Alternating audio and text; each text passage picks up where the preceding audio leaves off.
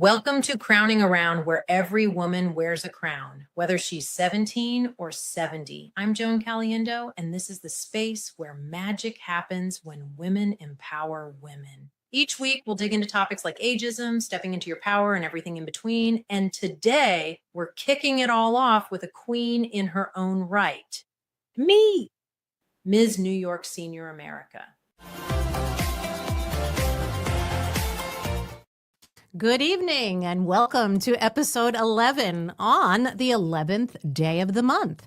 And welcome to our pre-holiday festivities. So if you're looking around at the beautiful set and noticing a color theme, it is because, yes, the holidays are upon us, but tonight's episode is entitled Silver is the New Power Color. And we're not talking about silver as a color and a palette. We're talking about women in the age of 50 plus and how they can be dynamic in leadership positions and business positions and as activists. And of course, that is all synonymous with my guest this evening, Miss Susan Gatti. Hi, Welcome. everyone. Thank you so much for having me. I'm so excited to be here. So am I. I love the silver. I went Silver Fox recently. And that's why we're playing this up. We're all silver now. We're That's blinged right. tonight.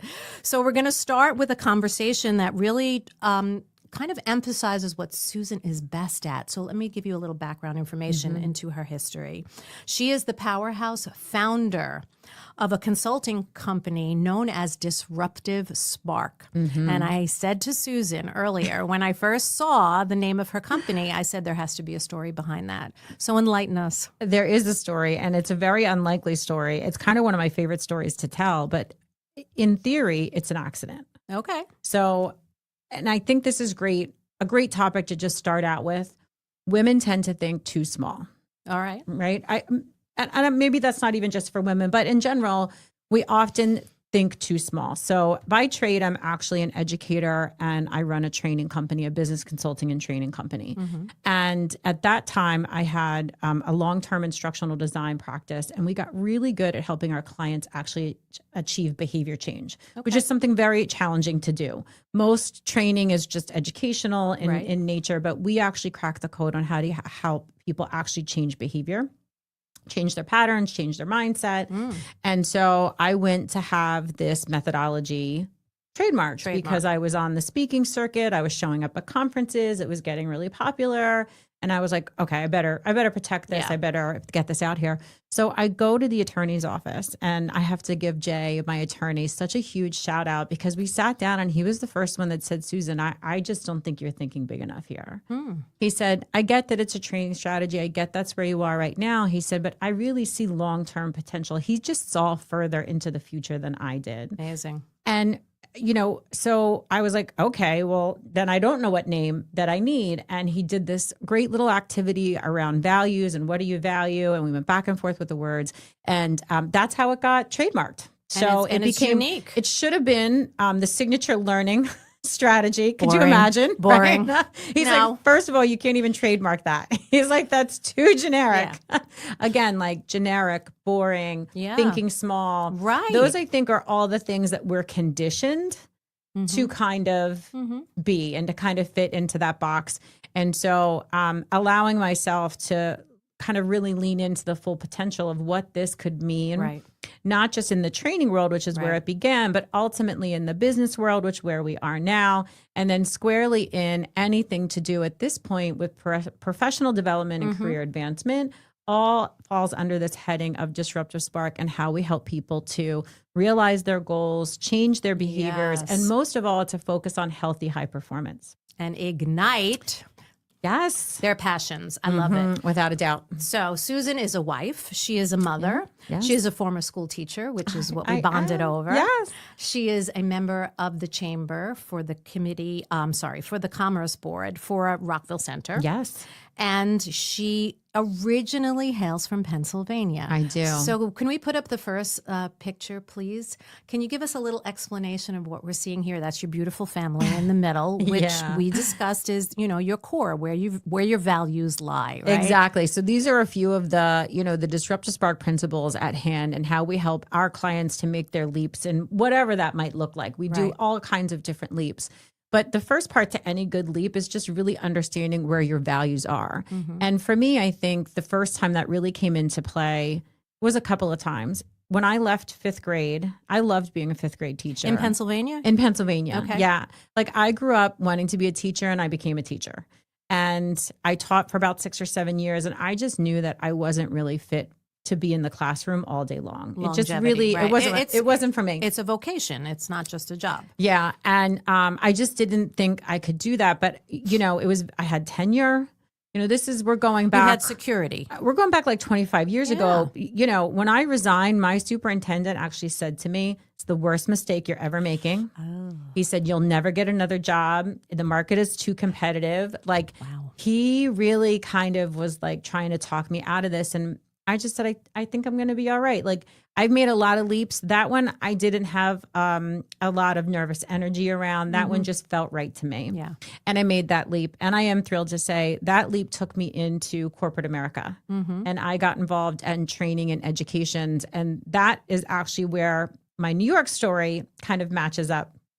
Okay, can you show the second shot, please? Yeah. Because what we discussed when we first met each other was, everyone has these dreams of coming to New York, right? If you can make it here, you can make it anywhere. And Susan is verification of that. Yeah. And there she is on her rooftop, looking over at the Empire State Building. So I was just in the city for like the Macy's Day Parade. Oh, lovely. So we were there the night before. So that's kind of just a recent picture. But the backstory here is at 16, I always wanted to come to New York. You said that. Yes. And so my mom, who I was so blessed, always fueled my passions. Like whatever we wanted, whatever we wanted to do, they figured out how to do it. My mom was a nurse. My dad was a teacher. We weren't. You were middle class. We were just middle class. We were normal, quote unquote, normal people. But somehow my parents always figured out how to make, magic happen. Yeah. And for my 16th birthday, that's what I wanted to do. I wanted to go to New York. Okay. So they took me to New York. And then for almost 30 years, my mom and I managed to do that trip every single year. Wonderful. Isn't that incredible? It's wonderful. Almost 30 years. What a gift. What a treat. And so I just fell in love with New York. And how I ended up coming here is I married a boy from Queens. That'll do it. Dragged you right here. I married a Queens boy that had been living in Philly. We got married, lived in Philly. We were married for about 2 years when he had an opportunity to, leap for his job and come to New York. His whole family lives here. And, I didn't even think twice about it. I think he thought about it more than I did. Yeah, well, this was on the back burner for you, right? Yeah, this was always like in my mind. Yeah. I never really had a plan or never really knew what was going to happen, but I just had always been in love with the city and having the opportunity to come here. And at the time I was working for what was Commerce Bank. Now you might know them as TD Bank. TD Bank, yep. Yep. But I was an original commerce girl out of the South Jersey headquarters. Okay. And I opened the New York market. I was a big part of that team opening the New York market. We used to come up here from South Jersey all the time. So I already had a network and a connection and people, and my job just transferred. So I was able to transfer with my job to New York. My husband transferred, and we've been here 22 years now. So you manifested it. I guess. I wouldn't have used those words back in that time, but like today, absolutely. Vision board.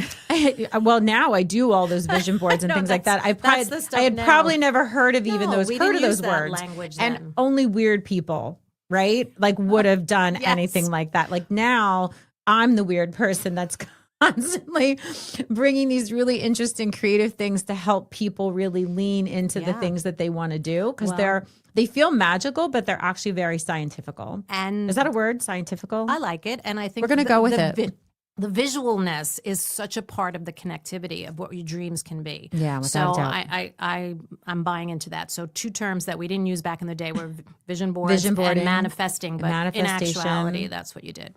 Okay, so Susan is also a published author. Yeah. She is a business advisor and executive coach for business owners and leaders. So tonight is her golden hour, even though silver is the power color. I'm having trouble with that word tonight. And it rests in her ability to mentor others, right? So here's where her specialty is. Women 55 plus are turning decades of what skill sets they have and what careers they had or what mindsets they had and transitioning into the next chapter. So if you could put up picture number 3, Bobby, that would be helpful for us, because Susan definitely has a method to her madness and a methodology that she, very clearly sees for the women and men who are transitioning, transforming, changing, adapting into new programs or jobs. And can you explain a little bit about, this slide and how this applies? Without a doubt. Because I love it. I think this is fantastic. Yeah. So what we know from our research, how we actually help people to make these leaps and make these goals and do it with a lot less stress. So we're very concerned about how your body is taking on and processing the stress and how much stress is happening for you or within you. It's very detrimental to your health. So we're listen, for years, I just pumped as hard as I could and ran as fast as I could. And, that got me someplace. But the less I do that, the bigger I become, the bigger my words become, the bigger my voice becomes. It's actually the opposite of what you think. And I do feel like there's a point in time where it is when you get a little bit older that you actually can't rely on the physicality of being able to be successful. You have to get a little bit more savvy. And so these collection of principles and procedures and frameworks are really about helping your internal systems to get organized. Okay, so work smarter, not harder. Work smarter, not harder. And it's about creating comfort and normalcy in your body. Okay. Meaning your central nervous system. Okay. So it's kind of the best protection ever invented. And so if at any point your body perceives something to be new, different, unknown, right? Or like a stretch, you might think about calling something out of your comfort zone. So retiring from a company a big deal. or a business that you've been in or a practice that you've been in for a number of years, automatically throws your body into that fight or flight response. I was just going to say fight or flight. There's actually 4 of them, but we'll stick with the fight or flight. Because most people relate to that. Because that's really easy to remember. And so what happens when you're in a fight or flight response is everything is either accelerated or you're kind of feeling behind. Okay. So, but and it just causes your body to work harder than it needs to work. And quite frankly, we don't make logical decisions at that point. Okay. So we make knee-jerk reactions. We do things that don't make sense, right? We do things out of habit. We do things out of pattern. We do things because we're scared. We do things because somebody told me I had to. Like, those are the majority of the reasons we actually do things. It's actually a very small portion of the time that we're actually making logical decisions, which is what Disruptive Spark is all about. And it's so habituated, you don't even have conscious awareness to it. Interesting. So the spark is like getting you out of that. So to get back to that framework, that is a very simple process. And I actually brought materials for you. Please. You get everything that we're talking about tonight. Amen. And I want you to feel really comfortable sharing them with anybody, because these things are always to be shared. So this framework is just a 5-step process that we take our clients through to help them actually get really clear on what is the goal. Believe it or not, the reason people don't make their goals is actually because the goal really isn't that clear. Okay, so now let me think about this. So the goal is put forth by the team, by a group of people that come together that create some sort of a plan or an So objective. if we're talking about a company, it's ultimately the company's goal, right? Okay. What are we trying to do here? Right. Is kind of like, so sometimes when we're working with the executive teams, we're helping them set the strategic vision. So what is the overall arching thing that we're trying to do? And then how are we going to communicate true to that? the company's values, And how are we going to communicate that down into the organization?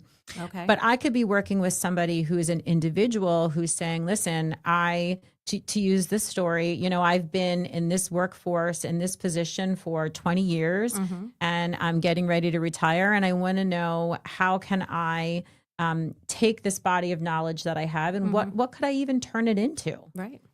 So there's you might not even be clear about what that is. Well, there's doubt, right? There's anxiety. There's always the concern about money. How am I supposed to take what I'm making now and reduce that and still live a comfortable life when physically maybe I'm not feeling as strong as I used to get up at these hours or travel on trains or what have you. So I get all of that. Yep. But what I'm also thinking while you're explaining everything to me, which makes tremendous sense, is you're very, very concerned with the holistic Exactly. approach to making transitions and changes. And we all know change is something that the human body does not take well to. I mean, I came in tonight and the set was changed. We used to be this way and now we're this way. And I said to Bobby, like, what happened? Like, it threw me for a loop, and he explained how much better it was. And he kind of coaxed me through it, the wires, the this, the lighting. And I said, that's just me being archaic in the sense of I like things to remain the same, and that's part of who I am. But let's take it back to what I said earlier. Okay. That's part of your body's protection system, Right. right? So Right. So the one thing I always coach my clients on is that just remember your body is always working for you. Sometimes it feels like it's against us, right? So if you're like, it's very common for people to be extremely nervous when they come on camera, when they come on set in something like this. Yeah. There's actually a biological trigger that happens when you're on camera that stimulates that to begin with. And so you might not even be aware of why you're nervous or why you're upset or why. That's just all happening unconsciously. So what we're actually helping people to do is to first and foremost bring that into conscious awareness. So I loved it that you were able to recognize and say, listen, it threw me for a loop. Yeah. When things come in and they're out of place, they're not like I thought they would be, here's my default reaction. Right. It kind of throws me for a loop. If I were to ask you to even, let's go a little bit further into that, what does that mean? What does throw you for a loop mean? What's the behavior that happens? Yeah. So comfort levels. So I know where everything is. I was accustomed to facing in a certain direction. Very simple things. Listen, 25 years ago, I think that would have thrown me for a loop, that I would have been irritated and uncomfortable with starting the conversation. Right. Now I roll with everything. So you're getting better at that. Well, that's age. You have to, or having children. I'm not sure. Or having a puppy. A little bit of both. Not sure. Really, a little bit, all those so, things, because you yeah. actually have to train your body to act even when it's uncomfortable, or train yourself to get yourself back into comfort even when things are out of comfort. Those are a lot of skills that we call those energy management practices. I agree. So you remember all of that is happening unconsciously. So I know this doesn't appear it, but for me, being on camera is actually very anxiety provoking. Really? Yes. And when I first started doing it, it was so bad. Remember how I said there's fight, flight? Yeah. Well, there's another one, which is freeze. Okay. So I'll just go blank. Okay. But not tonight. No, because I've learned how to actually manage my way through with it. that. And okay. I would even tell you, I first learned how to cope, and then I learned how to move through it. So I recognized what was going on because I couldn't get my words out. Right. So I do things like, you'll notice I have cards. Okay. You gave me the questions ahead of time. I put a couple of words on here. Prepared. That's a comfort for me. Yeah. I know that when I have this, like, I'm going to feel more confident. Absolutely. Before I came in, I actually listened to a specific music hertz frequency. So remember, all this energetic stuff is not logical. It's chemical reactions moving through your body. Okay. And your body vibrates, right? Your body Right. is in a rhythm. Sure. And you vibrate at a certain energy frequency. We call those high versus low. Low energies are very heavy. So have you ever been around somebody and it's just like you feel exhausted Yes. just by being in their presence? Yes. Okay, they're just operating at a very low, Yes. a lower energy. Yes. Have you ever been around somebody and they're so fidgety or Fidgety, uptight can't and sit right? still, yeah. That's a different energy that they're operating on. So what I do is, because music also has energy as well. So I will tune my internal channel to a frequency of about 450, which isn't going to mean anything to you. But if you go and look for music, that's a state of high focus, Okay. high purpose, Okay. and high clarity. So What does that sound like? Is it just musical instruments? Is it yeah, so a lot of times Instrumental? I'll do sound bowls. So so there are 7 levels of sound bowls that go from low to high. So Okay. whatever range you're trying to get to, you can sync up from that perspective. okay? There's also nature sounds, all have different frequencies, and then music is actually engineered to have frequency. So, you can actually just change the channel like anytime you want to, however you're feeling. If you want to feel differently, Yeah. turn on a music that Yeah. that signifies how you want to feel. Well, I and played it will shift you. holiday music on my way here because I was Exactly. feeling very silver and gold. And that song came on and I said, tonight's perfect. Yes. So, before I come, I always tune myself to whatever frequency I want to be on. So in Disruptive Spark, we have energetic scales. And I wish I brought some of my scales. I don't think I have any of them with me. I wish I would have. But we have it all mapped out. So we can show you what happens to behavior. We can show you what happens to the quality of your thoughts. Wow. We can show you what happens to your ability to stay in what we would call productive motion. Focusing, so right? we could be in we can do a million things, but a lot of times that's just nervous energy at use. You're not really doing the right thing or the one thing. That's a big part of what we do with our clients is oftentimes they're doing 5 or 6 things, but I really only want you focused on one. Okay. And a lot of times you always hear, but I have to do all these other things. Actually, all those other things are just keeping you in the frequency that you're at. Does that make sense? It does. Makes sense. So But because you have to be told that. you have, you have to be told that. You have to learn it. You have to practice it.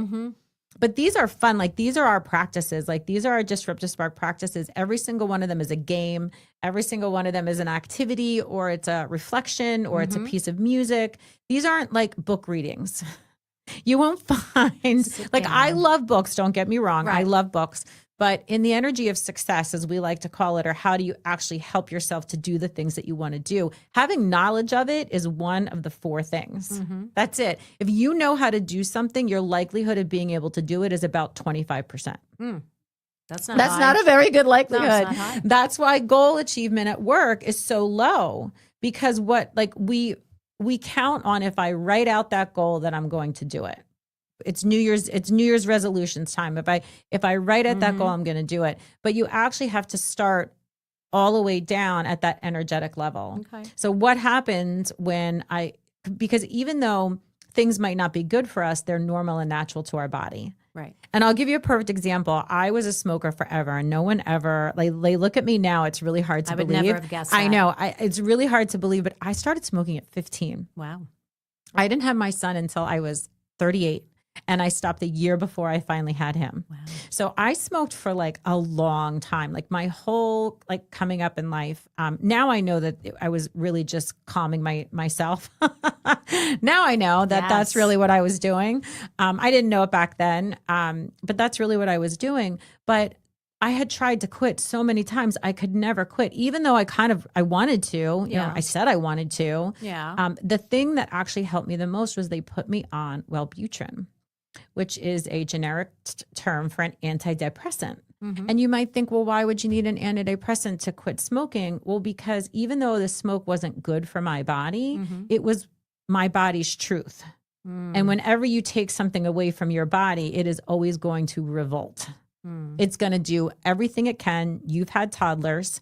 If you take a piece of candy away from a toddler, let's say candy is what they love, what do? Tantrum. They have a tantrum. It's no different. No matter, anytime you take something away, whether it's good or bad, it has nothing to do with being good or bad. Anytime you take something away from your body that it's used to, it will revolt. And it will throw stories, and it will cause you to learn shut down. How to do that, right? So taking the Wellbutrin takes all that noise away. So that you actually have a fighting chance. I have not heard of that to make a change, as a solution to end smoking, because I've been around smokers my whole life. Then I would absolutely recommend that you take a medical approach, take a balanced approach. You can't white knuckle it. Those success rates are really low. Right. And having that mental intervention, right now, same thing. That's the whole reason these GLP-1s are working so well for everybody is they calm the food noise. Even if you want to lose weight, you have to eat less. What happens to your body the second you start eating less? That's the magic. But they're right. But what happens to your body? All of a lose the sudden weight. you start craving even more, and all this. It's all that food noise. Right. But within the absence of food noise, you actually don't even want to eat. It's very bizarre. Yeah. So that's kind of one of the reasons that these GLP-1s are so popular and they're working so well is that willpower alone has really never been enough. Sometimes for a little while it works, But for the most part, it really doesn't. Makes sense. Tremendous sense, what you're saying. Yep. All right, we're going to get into the section of the show, which is referred to as the Queen's Court. And this is where we ask some probing, thought-provoking questions to our guests. Okay, I'm ready. I got to fix my headset. I'm ready. Fix your headset. And I refer to this, I sit down and I think about these things, much like creating a lesson plan. And I thought that crowning in crisis was what many women who retire or resign or move on from their careers after the age of 55 feel. And I think my question is, what methodologies do you model for reinvention after change? So you went through some of your mainstays, and I loved it, and I see it as very holistic and slightly medical and scientific and all of the above. But a little bit of everything. Here's really my question.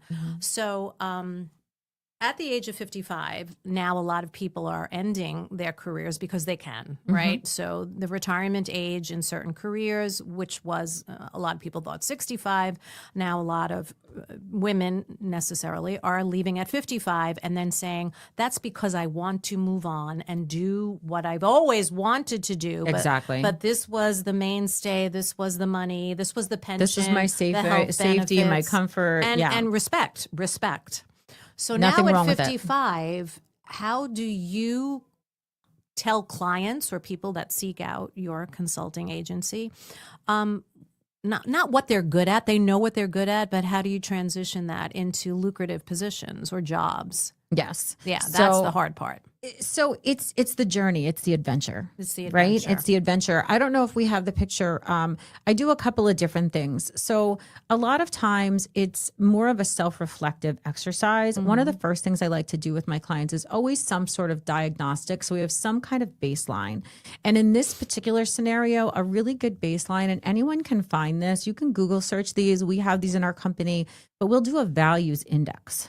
So you get like a worksheet and it has like 50 things on it that you could value, and we'll help them do a sorting activity and come down to like 4 or 5 things. And we say, okay, these are whatever you're going to do next. We're going to make that the foundation.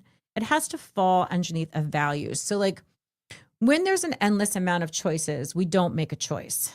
So little by little, we're, again, bringing that structure and bringing that clarity so you can narrow it down. So starting with a values indicator is a really great tool because that helps you to really kind of look inward and decide, what is it that I would really like? So say to our viewers what you said to me regarding your family, because that is the core of your value system, and what you said about your work. Yes. So for me, and I like to give myself a lot of credit for this because I feel You like should. I really do, because my entire career, I've changed careers, industries, functions, like people change underwear. Like I have literally done that.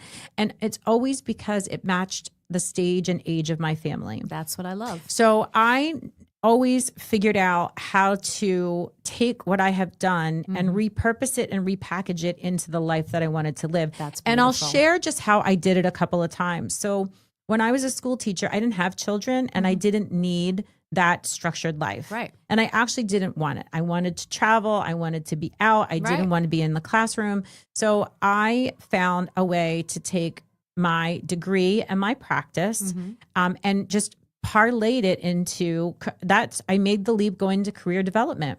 So I got hired by a bank. They didn't hire me for my banking skills, but I was running their management development program, and they needed someone who understood curriculum. They needed someone that could coach and mentor people. I have a master's in counseling psychology. They needed my skills and they could train me for banking. So it was a really nice natural fit. Yeah. And I was able to parlay that into there. I took that all the way to the corner office, the proverbial corner office, the head of Ann Taylor, and I had everything I wanted. Like I had been at W hotels, I traveled the world. Like I had a great career, but remember all those years I didn't have a child. Right. That changes everything. So I had my husband traveled. There wasn't any reason for us to be in like the home. So we didn't, we took advantage of that. But when I finally had my children, because I never set out to have a career. I had a career because I didn't have children. Does that make sense? Yeah. Right. If I would have had my son earlier, we tried for 6 years until I got pregnant with my son. I'm married 25 years and my son's only 15. I'm sorry, I'm lying. He's 17.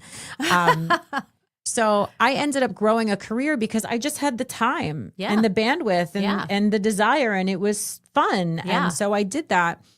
But when he was born, I was desperate to not go back to work. Like I really wanted to be You wanted at to home. raise that little boy. I wanted to be present. But at that point, I'll tell you, this was a hard leap because I made a lot of money.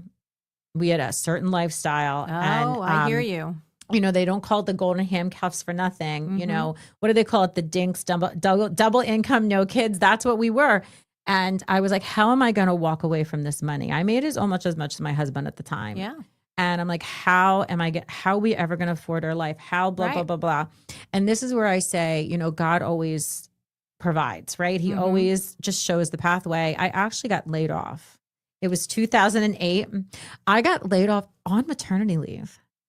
So in reality, I never had to make the decision. It was made for you. It was made for me. It was given to me. Wow. Now, I'm not going to tell you, I was super happy about that, but it was also one of the most devastating things that ever happened to me in my life. Because even though I wanted to be home, being laid off was really a hit to the ego. Were you insulted? I was a lot of things, you know, and insulted. I was hurt. I was embarrassed. I was, you know, probably ashamed.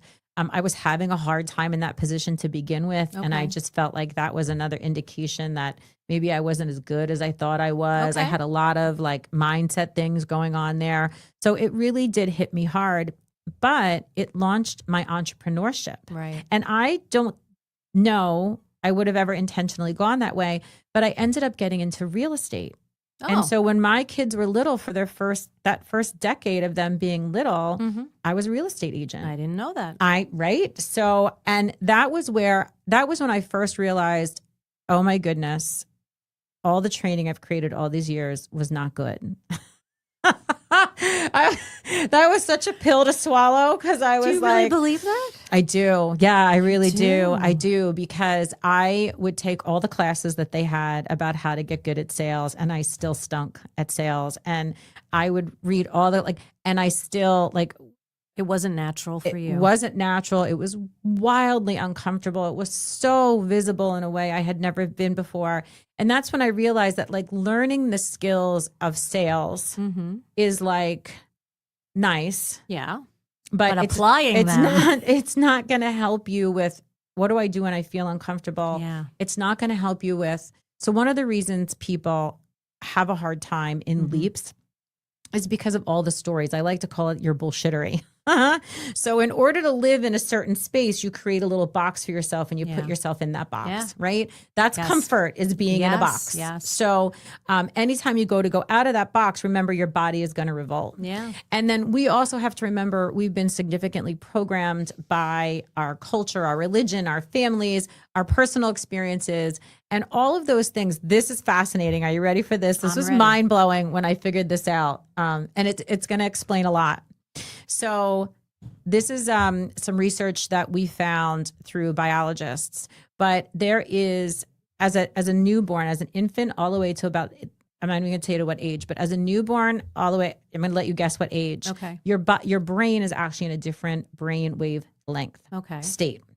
And so your ability to be programmed, which means I can receive information, I can process it, and I can adopt it, is exponentially faster. And then at some point in your childhood, that starts to diminish.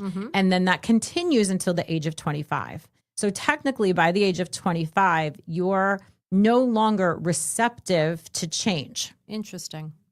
Is this female or male? This is universal. Okay, interesting. Okay? Yes, this is universal. Okay. So now ask me this. Say, Susan, at what age does it start to close? Yeah.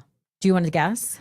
Well, they say, right, the reference is that children are sponges, right? Yes. So, and that's the kind of the illusion that you're trying to create, that they take That is in all fact. this information. Yep. They take it all in, they process it. At what point does it start does that window Closing start off. closing? 5? Yeah. What? Yes. So, okay. So this is going to make so much sense. It does make sense. Yes. So basically, by the time you're 5 or 6 years old, the majority of your habituated responses, meaning your habits, your patterns, your thoughts, beliefs, have pretty much been shaped. Established. Okay. And remember, now we're in our comfort zone. So we're going to spend the rest of our life, unless an outside force disrupts it, acting the same. Wow. So when That's I was not good. but like we do this training called does it ever feel like your manager or your employees are 5-year-olds? It's because they are. So now think about this. We get savvy as adults, like we become adults. Right. Your experience and we changes learn you. things, we have Right. experiences, we broaden ourselves. But I'm going to curse. Go ahead. Okay. When the shit hits the fan, when the pressure is on, when you're in indecision, when things don't make sense, you resort back to the unconscious, which was created, birth to about 5 or 6. And then let's toss in for anybody that's had what we call the big T's and the little T's. So that's trauma. So coming up in your life, right? So what are the big T's? Divorce, loss of financial, ability in your family, death. Even just moving, right? Like even Traumatic. just moving. So some of them are big T's, right? And then some of them are the little T's, but we call those energetic hits. So it's kind of like having clogged arteries, if that makes sense. Like, your cholesterol builds up over time You need and a things stent. really constrict. Exactly. That's again what Disruptive Spark is all about, is we are clearing out a lot of this old, stuck, unnecessary, no longer needed energy, stories, belief structures, self-doubt, anxiety. That's all what that stuff all of is. it. Okay. That is just your habits, your behaviors, and I prefer to think of them as your gifts. Those are the gifts that you were given in life. Well, Every experience you can always choose. Like, we're constantly helping people to think about how to put themselves in a position of power versus a position of victimhood. So victimhood sounds like this, right? Yeah. Victimhood sounds like this. So I'm a child of divorce and we lost a lot of money in our family. Right. I couldn't have the things that I want and I couldn't get what I needed. Now, all those things are true. That is 1,000% true of That's what your happens. truth. That's your reality. That is absolutely your truth. However, it's very disempowering. Being able to say to yourself, okay, all of those things took place. What lessons did I learn from them? Right. How did I hard. get stronger as a result of it? What might they actually have opened up the door to? Like, think about my own story of how devastating it was in the beginning to being laid off from this big fancy job that I'd worked all these years for. And I carried that energy. That's a very heavy, low energy, that angry, that shame, that guilt or regret. Those are those heavy, heavy, lower energies that really hold us down. You can just choose to look at the situation from a completely different space. And I'll say to myself all the time, but you know what? That gave me my time at home with my babies, which I would never change for anything. Of course. And I'm going to tell you something else. I never missed the money. You thought you would. I thought I would. But, thought I you're saying would. so many things that are making my head spin. But, I mean, that's kind of the whole argument, too, when people say, well, they were abused as children and they become abusive parents. Like, they're not in that framework looking at, I would never want that to happen again to anyone else. And how do you break that cycle? Exactly. So now remember, you're looking at that from a logical standpoint. Right. All of that is Right. very energetically driven. Right. And the truth of the fact is, somebody has to show you a different way. Exactly. So remember, your family of origin, remember, energy attracts energy, like attracts like. So if you are in a family that's in that kind of low, heavy energy, right? Everyone around you is the same. It's the same. So unless you have a mentor, an opportunity, you read something, you see something that disrupts that pattern, that shows you something else, you will just act accordingly. Right. You will just act accordingly. Right. I get it. So, but those are like practices that we start teaching people. The energy of curiosity is incredible, and it can flip a situation like that. So those are the things. That's why we have energetic scales. These are the things that we teach people so that they can be making these leaps and these jumps Dara, I'm going to have the audacity to say easily. Okay. So here, this is my second question that follows along those lines. People in the silver dimension, the unspoken crowns, the women who feel unseen, Yes. after 55. Oh, yes. Let's talk about Let's this. talk about Yes. that. Invisible labor, I've heard that mentioned now as well. How do you get them to receive their value? Because, all right, forget the conditioning, forget the expectations, forget the fact that their skill set has served them well. They're leaving whatever performance-driven routines they've been responsible for. But after 55, and it's cultural, and it's social media, and it's the circles that you surround yourself with, many women feel unseen. How do you get them to regain their value? Yes. Okay. So this is such a great space to go. And I'm going to start with a quote that we use at Disruptive Spark all the time. Feelings are not facts. Feelings are not facts. They're not facts. Feelings are not facts. So your perception of something and how you take it in and how you feel hurt, damaged, excited, hopeful. Yeah. That's not a fact. It's not a fact. Okay. It's a perception. It's a perception. And so if you look at it from that context, be like, I can't make anyone be valued, and you can't go find value. Value is actually an internal construct. So if you don't feel valuable, then we have to go on a journey to find out why that is. Right. And one of my favorite things to do is, this is where journals and self-reflection so important. are so powerful. Like, again, we don't think that those things are really all that powerful. So important. But this is really where it comes down to. So the question I just start with is, why do you feel that way? It's really simple. Actually, we have this great activity. You're just making me think of it. It just came to it. Usually the real reason is about 7 layers down. So we have this 1-page template if you need to get to something. Like, so I feel unseen. Okay, let's just acknowledge that. And let's be factual here. At 55 and onward, you are less valued. That's just truth. Like, that is just kind of how society is. So the first thing we encourage people to do is Western lean into society. it. Exactly. Yes. Thank you for pointing that out. Yes. Just lean into it. So I feel like there's a pretending that we try and be younger, or we try and be something we think other people want us to be. That's the disconnect. So when you're not authentic to yourself, when you're trying to be something that you're not, Right. You will create in someone. Remember, people's perception of us is usually, again, unconscious, not based on factual things, but based on energetic things. So when you're trying to hide something, you are giving off an energy of, I can't be trusted, which does actually contribute to a lower value, or being overlooked, or not being heard, or not being seen. Sometimes we're creating that in ourselves because we have this mask on, or we're trying to play this role or this part that we think, this will get me what I want, that'll get me what I want. So as a baseline, like, always go back to your values and really trying to get to the core of who you are and what you want to be, and act accordingly. Right. That'll baseline it. And then really, you just have to get to the root cause. Yeah. So I would just take a journal, and I would say, okay, why do I feel so bad? Because remember, it's not that I'm not feeling that way, but it just doesn't have to be today. factual. Like, what took place in my day? I'm feeling really sad that I lost my job. Okay. Why is that?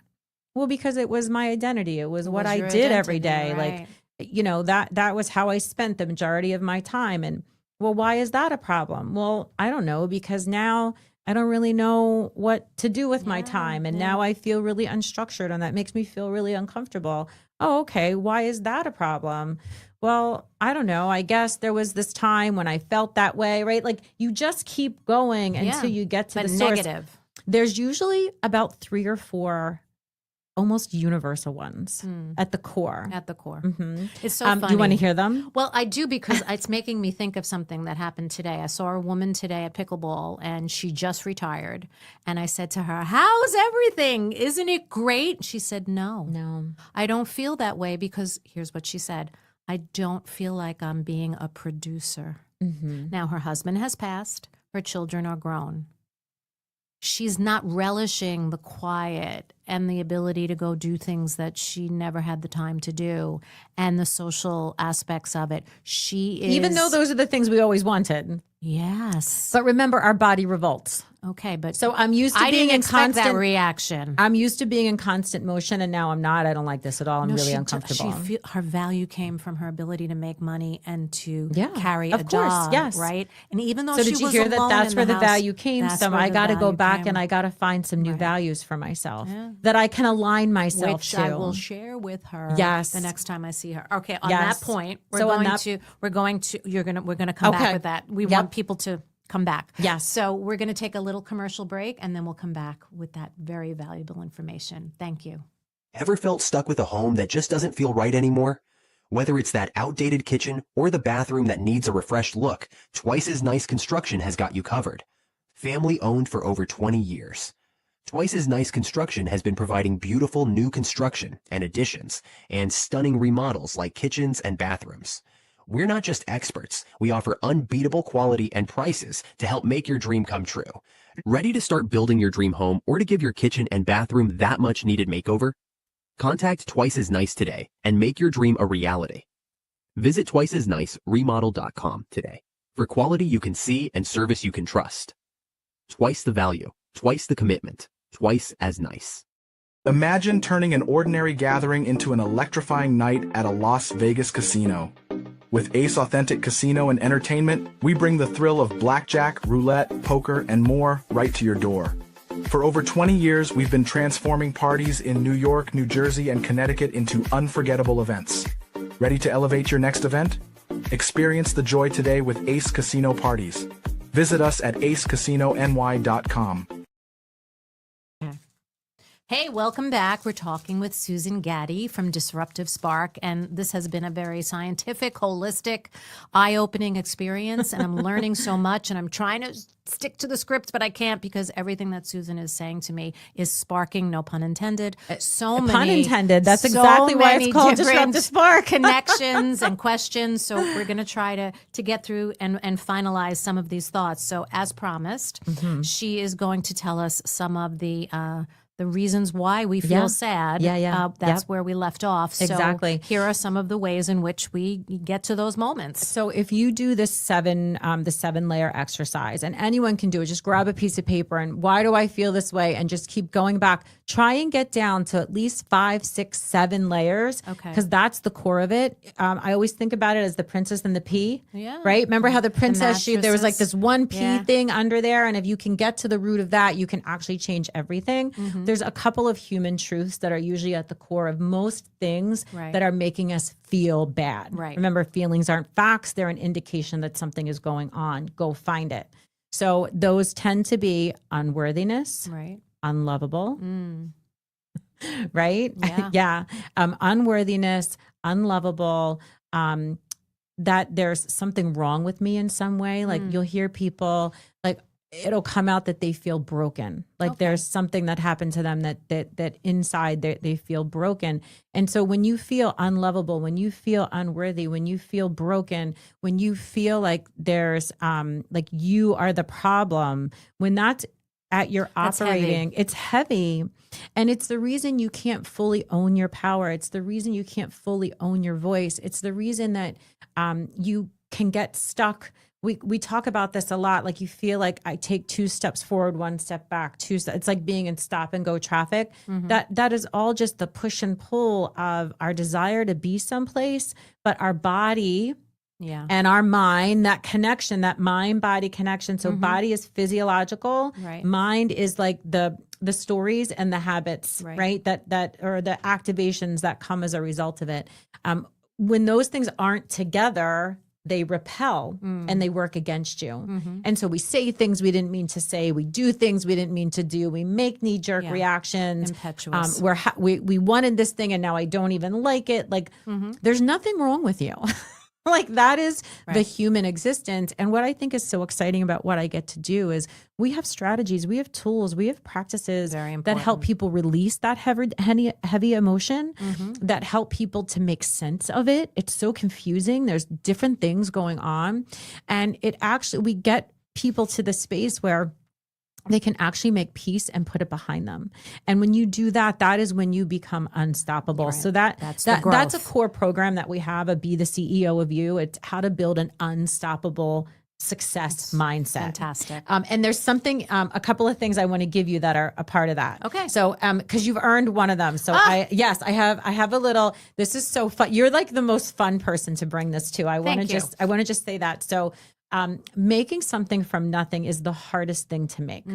So honestly, we discourage people all the time from making things from scratch. We encourage people to go find a model, a system, a framework, somebody else that's already doing it, and use that as your baseline. Okay. But you set out to do something brand new. So when we help our clients to build something out of nothing, something that just didn't exist, right? Then they get this award, which is I Made It From Scratch award. And that is for Thank you. I feel like Glinda. Yes, and you should. Thank you, Bobby, for the sound effect. Now, the reason that we do things like this is because there's a concept called anchoring into the thing that you want to do. So we've kind of been talking all along. It's a great way to end. So start with your values, right? And really make sure that you actually know what you want. That's a huge point for people. We have the clarity compass that I'm going to leave with you. There's something called a forest bathing walk that I actually take my clients on. We go into the forest and use the power of the trees to help us self-reflect and find our inner truth. Highly allergic. We can... We don't have to do it. More the sound bath. I can also take you to body and brain, and we can do it another way. And you don't actually even have to go into the woods. Appreciate it. But there is just this, we can work a way around it. But actually, a lot of our truth is locked within us, and we need the unlock key. And we have the unlock key at Disruptive Spark. So then once you finally decide what you want to do, that's it. You have to decide and you have to commit. And then the thing that we say is you want to anchor in. And so having a transitional object that represents this future thing that you want to achieve, or this feeling that you've had, or this vision of what you want, creating something that brings that to life is actually how you anchor in, so that when you naturally experience apprehension, fear, anxiety, doubt, when all those natural things, remember, they're natural things. They should be happening. You're doing something you've never done before. You are always going to experience that, but we can make it easier on ourselves. And having that transitional object becomes the thing that you focus on. And I'll show you how it plays out. I got another gift for you, but we do a class. We do this program called Show Up and Shine Bright. And we teach all of our energy management practices and how to quiet a lot of that noise going in. At the end of the class, this is our transition object. So we give the light up ring. Everyone the ring, and they light it up. Yes. And we leave with our rings. When I am doing something for the first time and I'm nervous, I wear my ring. Okay, I love it. So now we have to wrap things up quickly because I'm getting the signal.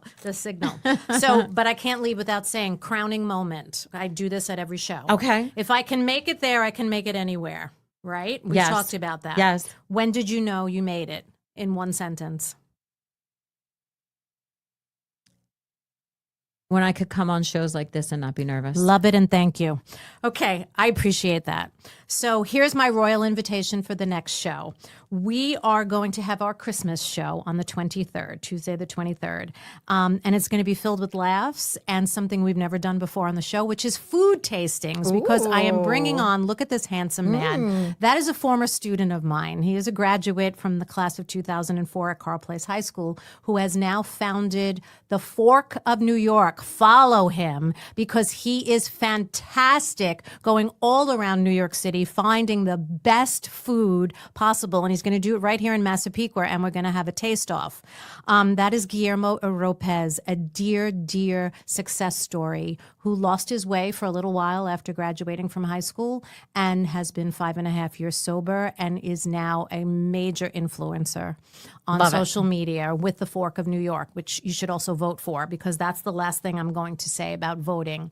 December 15th, the voting closes for the Best of Long Island, and we are still asking you to scan that QR code and vote for Crowning Around, because we've had such a great year so far with our 11 episodes, and we've brought to you some quality viewing and listening, and we appreciate it very much if you would vote for us. So see you on the 23rd. Thank you again to Susan Gatti. I think this was incredibly enlightening. And she got a ring and a wand. We're going to celebrate. So have a great evening, and I'll see you near the holidays. Bye.